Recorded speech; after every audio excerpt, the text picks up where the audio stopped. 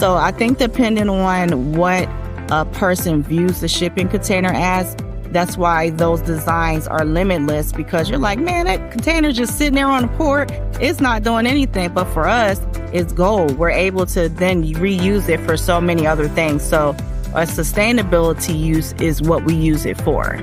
Okay, so you just said something that really sparked my interest. You're saying that all those shipping containers are on that barge that just crashed into the bridge in Baltimore. All of those shipping containers get used one time? Yes, they are used one time. And so because they're only used once, wherever you saw that boat, it just probably came from another port and is transporting those shipping containers to another location. And so unfortunately, that's the life expectancy, one and done.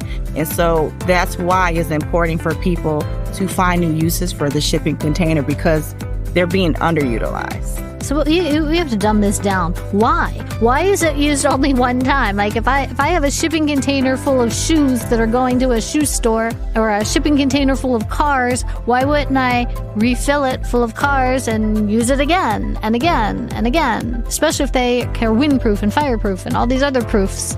Right. Well, to be honest with you, the shipping container, when you look at it, they all look the same. But the quality of the steel, the gauge, meaning the thickness of it, ranges from container to container. So the ones that we use in construction have a thicker gauge that can withstand using it in construction, versus ones that are they're literally used for storage, like you said, shipping from one place to another, and they don't have another use again.